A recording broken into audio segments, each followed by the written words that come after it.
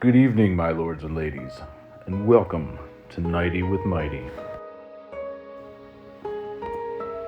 Join me, if you will, through a forest of dark and otherworldly tales, where every egress leads to a new journey of supernatural malevolence and inescapable death. As we pass the last thicket and exit the wicked wood, we take our first step into the fog and onto the moonlit dirt road of obscurity, but not before the tollman inhibits our path, expecting to collect his levy before allowing us to proceed.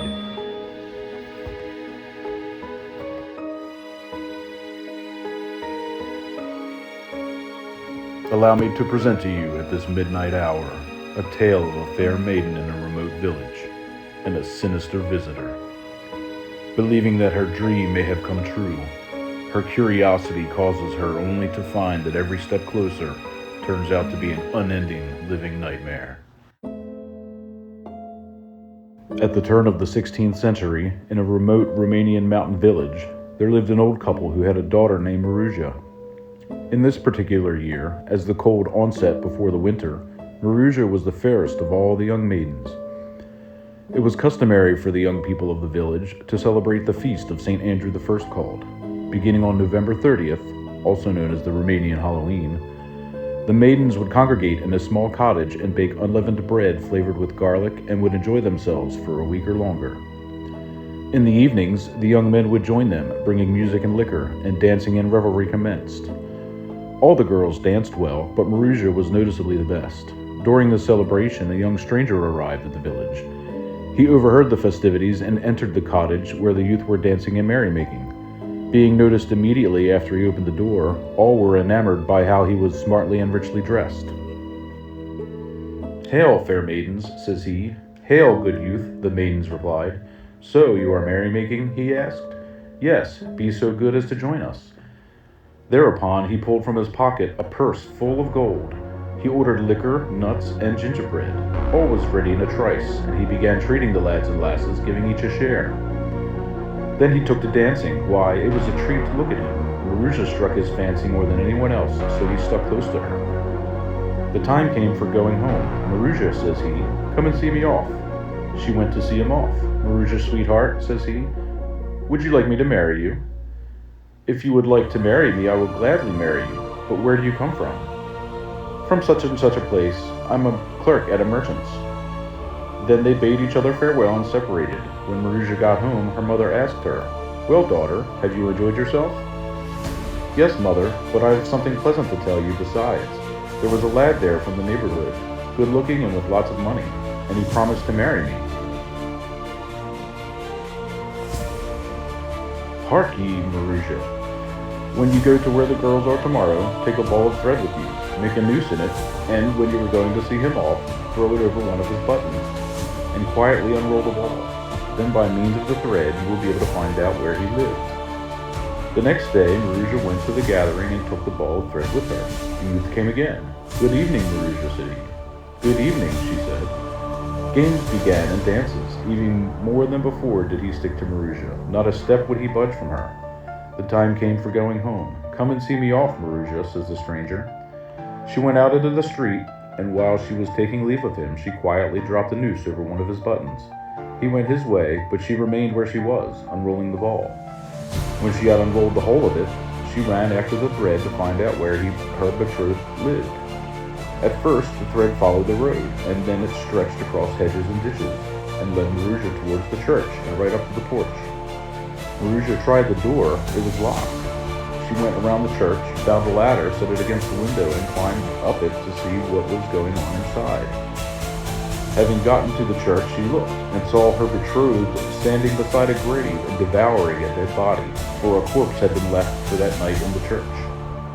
She wanted to get down the ladder quietly, but her fright prevented her from taking proper heed, and she made a little noise. Then she ran home almost beside herself, fearing the entire time that she was being pursued. She was all but dead before she got in. Next morning, her mother asked her, "Well, Maruja, did you see the youth?" "I saw him, mother," she replied. But what else she had seen, she did not tell. In the morning, Maruja was sitting, considering whether she would go to the gathering or not. "Go," said her mother, "amuse yourself while you're young." So she went to the gathering. The Fiend was there already. Games, fun, dancing began anew. The girls knew nothing of what had happened. When they began to separate and go homewards, "Come, Marusha," says the evil one, "see me off." She was afraid and didn't stir. Then all the other girls opened out upon her. "What are you thinking about? Have you grown so bashful, forsooth? Go and see the good lad off." There was no help for it. Out she went, not knowing what would come of it. As soon as they got into the street, he began questioning her. "You were in the church last night?" "No," she said. "And saw what I was doing there?" "No," Marusha said. "Very well, tomorrow your father will die." Having said this, he disappeared. Marusha returned home grave and sad. When she woke up in the morning, her father lay dead. They wept and wailed over him, and laid him in the coffin. In the evening her mother went off to the priests, but Marusha remained at home. At last she became afraid of being alone in the house. "Suppose I go to my friends," she thought. So she went and found the evil one there. "Good evening, Marusha. Why aren't you merry?" "How can I be merry? My father is dead."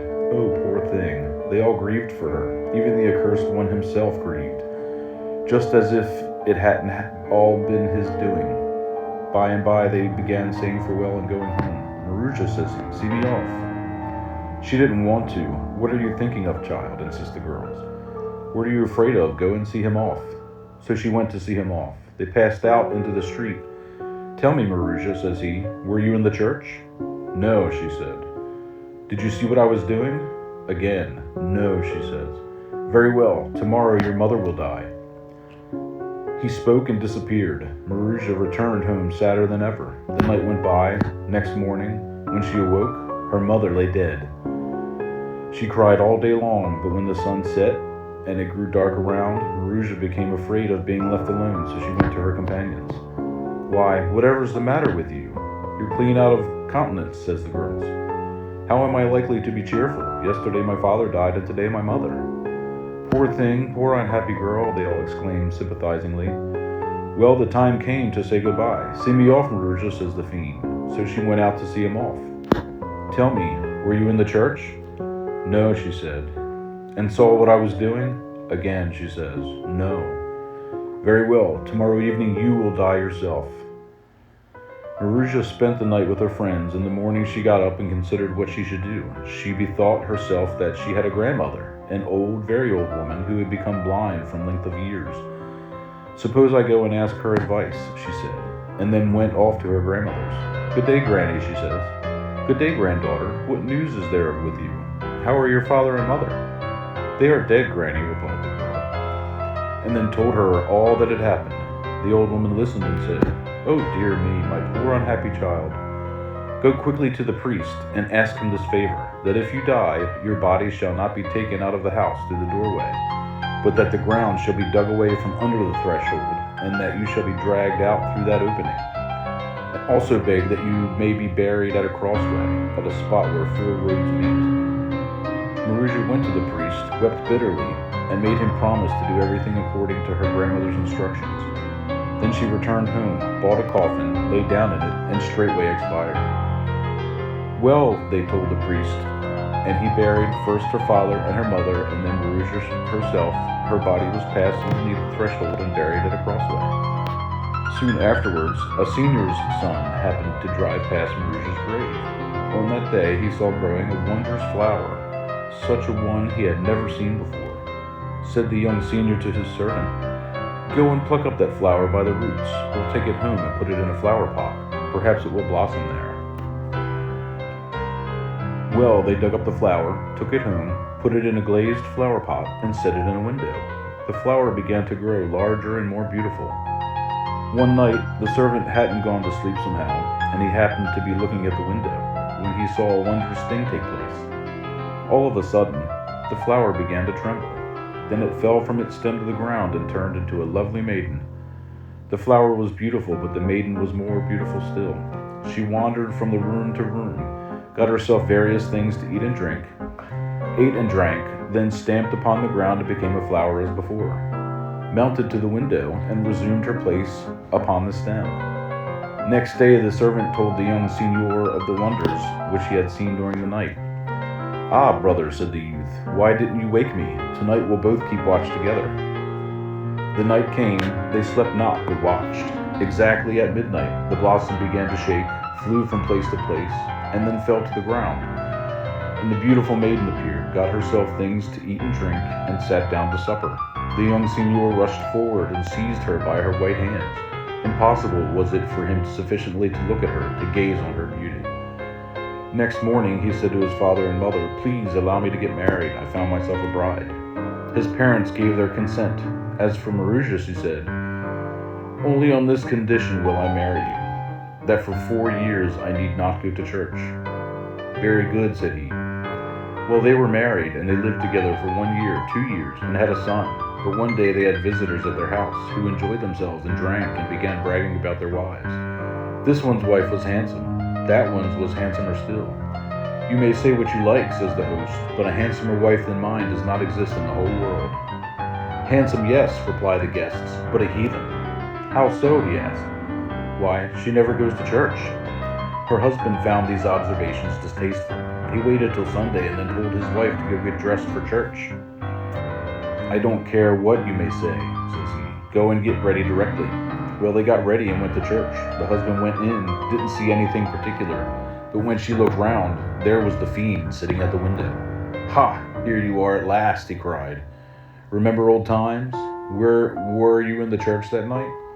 "No," she said. "Did you see what I was doing there?" Again, she says no. "Very well, tomorrow both your husband and your son will die." Marusha rushed straight out of the church and away to her grandmother. The old woman gave her 2 phials, the one full of holy water, and the other the water of life, and told her what she was to do. Next day, both Marusha's husband and her son died, and the Fiend came flying to her and asked, "Tell me, were you in the church?" "I was," she said. "And did you see what I was doing?" "You are eating a corpse." She spoke and splashed the holy water over him. In a moment he turned into mere dust and ashes, which blew to the winds. Afterwards he sprinkled her husband and her boy with the holy water of life. Straightway they revived, and from that time forward they knew neither sorrow nor separation, but they all lived happily together, long and happily. With that, my lords and ladies, our Midnight's Tale concludes. Please accept my gratitude for your patronage. I look forward to our next encounter. If in your mind or heart resides a tale which you would like to hear, feel free to share. I would consider any suggestions, including original stories not yet presented to the world. Until next time, refrain from getting lost in the forest of obscurity. You never know with whom you may converge, or where your path may end.